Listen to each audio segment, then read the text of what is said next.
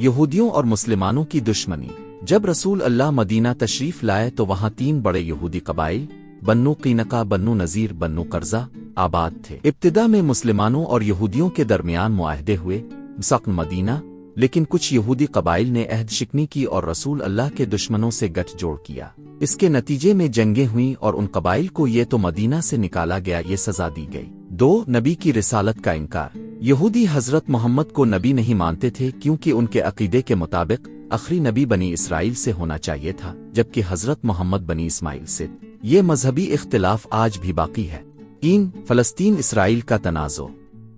1948 میں اسرائیل کے قیام کے بعد سے یہودی ریاست اور مسلم اکثریتی عرب ممالک بالخصوص فلسطینی مسلمان کے درمیان تنازع جاری ہے۔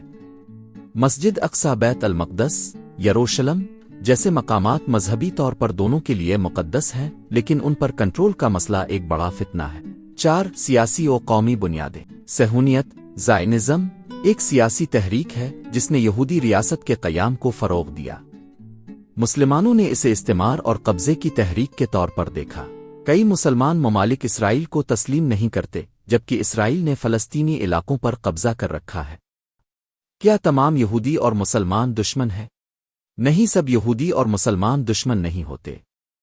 دنیا کے کئی حصوں میں یہودی اور مسلمان پرامن طریقے سے ساتھ رہتے ہیں، اور ماضی میں مثلاً اندلس سلطنت عثمانیہ میں کئی مرتبہ ان کے درمیان تعاون بھی رہا ہے۔